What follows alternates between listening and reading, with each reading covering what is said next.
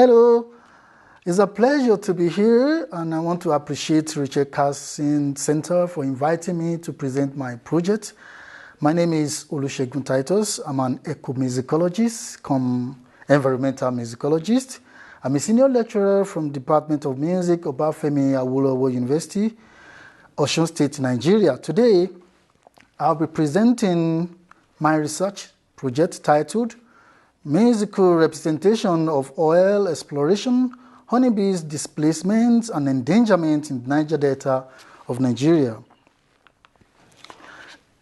Environmental degradation through oil exploration as a global phenomenon raises some fundamental questions about the safety of humans, animals, and nature in modern society. Recent documentation revealed that oil spillage, gas flaring, insecticide, and pesticides are becoming the greatest things that affect honeybees. The representation of oil exploration and honeybees endangerment in Nigerian more popular music, chants, and poems has not been adequately engaged. This study is motivated by the desire to fill this gap and in the process provide an informed critical assessment of oil and its concomitant effects on honeybees. Music, chants, and poems as acts of resistance have therefore cemented a synergy between activists and enclaves of extraction in an attempt at creating awareness and promote habitat sustainability. The choice of Nigerian popular music, chants, and poems for this study is premised on the discourse of honeybees and oil exploration narratives that are noticeable in them. This study engages with recognizing concept of slow violence and environmentalism of the poor, in which the text of songs and chants are used to explain global environmental degradation. This gives some insight into the problem and values of the Niger Delta as signifier of global environmental crisis. The emphasis in this study is the new direction that Niger Delta music, chants, and poems on the environment and specifically on honeybees have taken, as exemplified in the works of these selected artists. Look at the methodology used in the work. Here I engage ethnographic work, research. I'm also looking at the musical and textual analysis.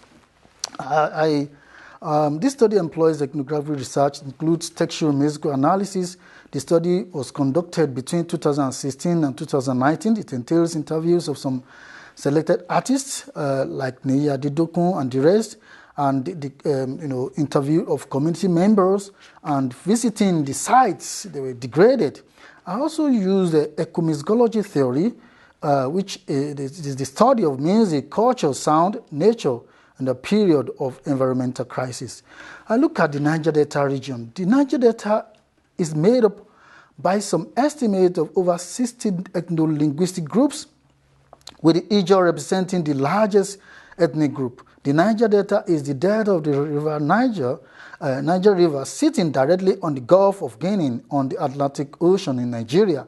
It is typically considered to be located within 9 coastal southern Nigerian states, which include 6 in south-south, 1 in southwest, and 2 in southeast. Considering their coastal setting, the Niger Delta way of life and concerns with existence or survival is determined by the riverine resources that are available to the people. Niger Delta region is the main source of Nigerian economy due to the abundance of crude oil in the region. The region has also experienced several layers of agonies and pollutions. The government maintains tight control over the oil monies and their distribution. Furthermore, more than 50 years of oil pollution it has resulted in land, air, and water pollution through gas flaring, spills, leaks from old infrastructure, choking the Delta vast ecosystem and habitat. Now, I look at the theory properly, the ecomusicology as a theory and as the discipline. Ecomusicology informs the study because it emphasizes the triangularity of culture, environment, and human beings. The theory informs this study on how music helps in recreating a more sustainable environment. Ecomusicology is unique in that it draws on the value and significance of the land and musical arts of the people whose land and resources have been stolen and environmentally devastated. We see several scholars that engaged this theory. Taylor and Hollis worked explain the global problems and specifically enumerates the place of music.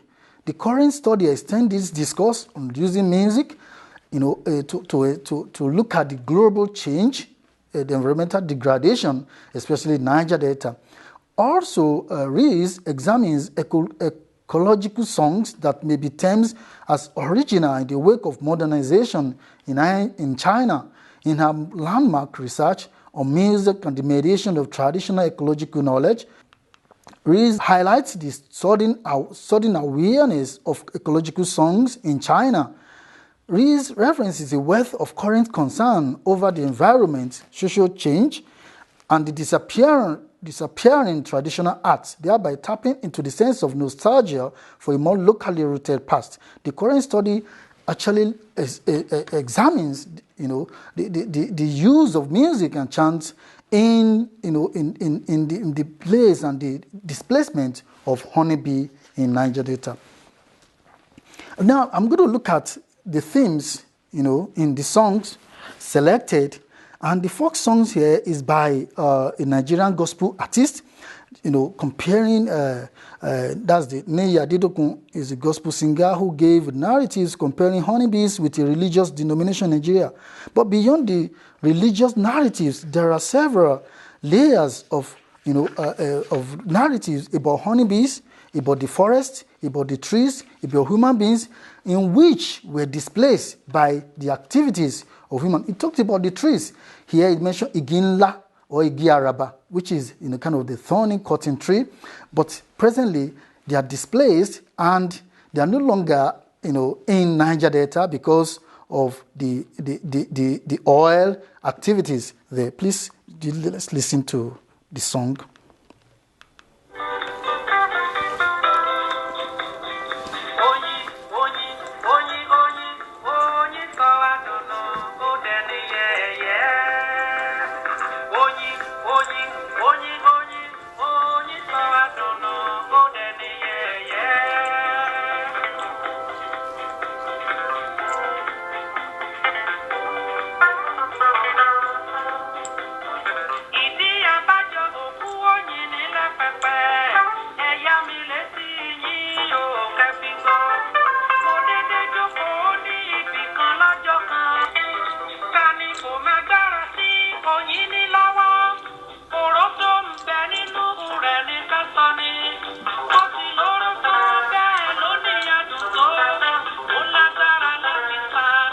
Yes, the song that admonishes members of religious faith not to lose their sweetness, describes as the sweetness of honey.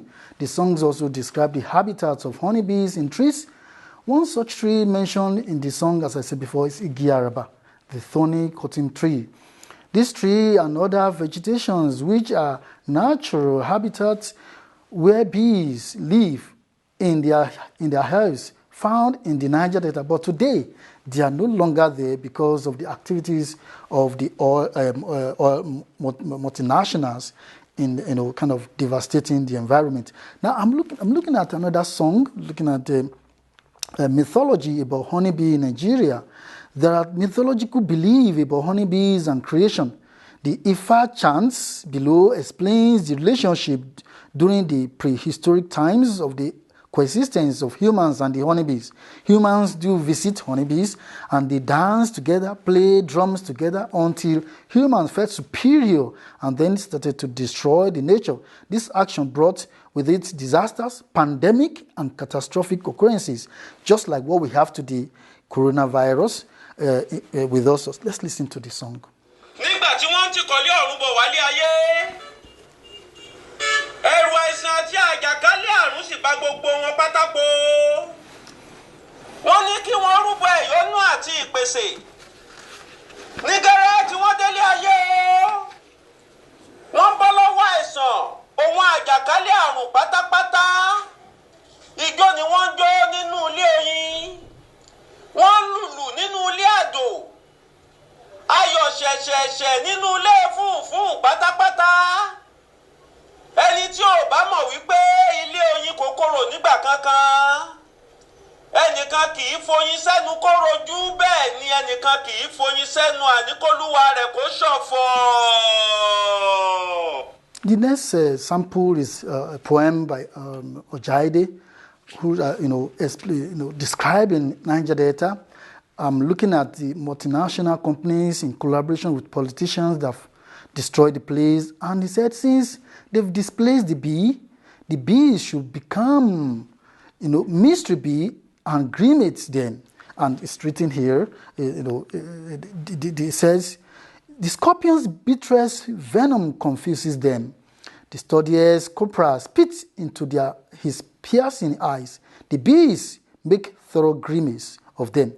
More than that, we have other songs, popular music from Niger Delta, that actually explain the horror through the audio visual of the environment and how the forest, the honeybee were displaced. Let's watch this.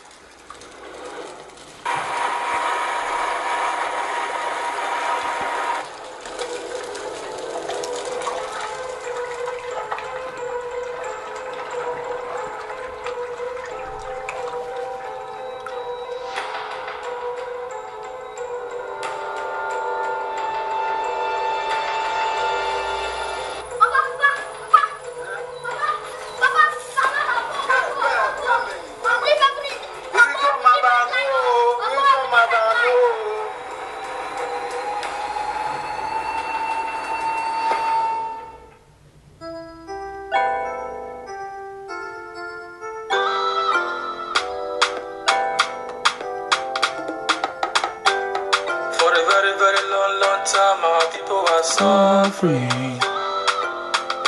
For a long time, our people were waiting. So many things been happening. So many years gone by. I know my people suffering. I know my people cry. From bomb blast to explosion.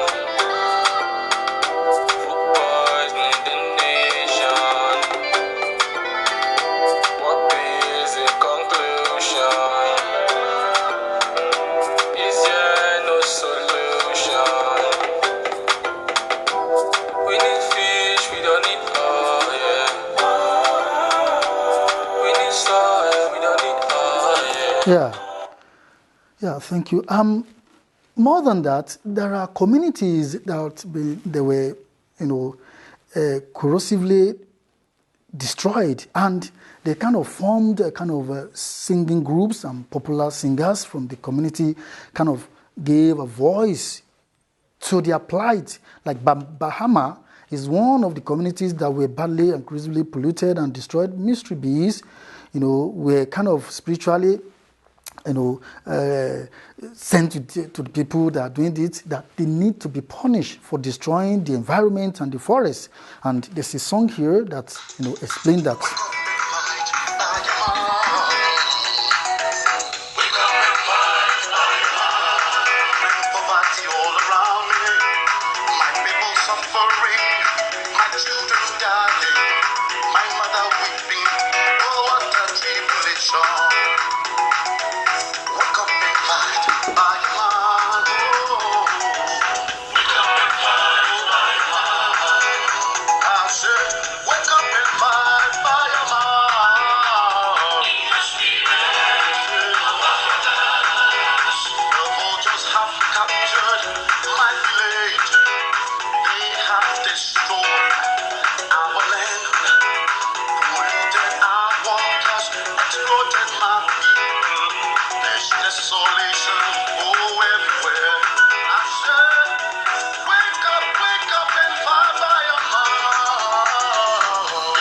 Yeah. Another song here is by Felix Liberty, talking about justice for nature and Niger Delta.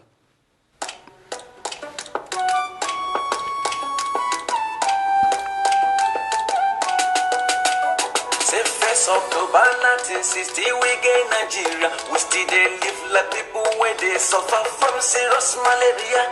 They say we Somali, yo. They use us, so they fool us, yo. They call us minority. They say we Somali, yo. They fool us, say they use us, yo. Put us for austerity. And when we complain, yo, oh, they start to kill us. Hey, they start to kill us. Hey, they start to kill them, mama, kill them. They don't know what to do. Yeah, there's another song here talking about the Egbesu indigenous songs and chants, calling for a kind of fighting. And also here we have the popular song to call for human and environmental justice. And some of them, the time is not my favor. I can play all of them now. Now I have another lady here.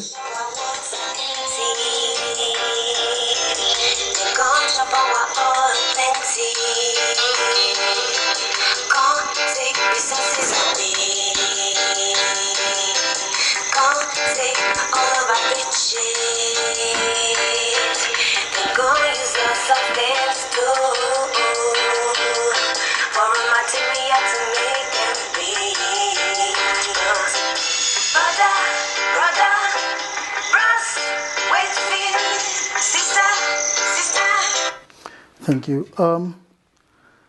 Yes, here I'm going to be talking about beyond text, looking at the sounding places and spaces of honeybee music and chants, and poems. In this section, I examine music and sound about honeybee and its place among the Niger Delta people of Nigeria. Music on honeybees occupies a dynamic space because it emphasizes the current global debate on the sustainability of the environment and the honeybee from the indigenous knowledge, like the selected music. It therefore forms phenomenal reference for other parts of the world where music, especially the sounds, are not yet taken as seriously in tackling the issues of apocalyptic and endangerment of habitat like the honeybees.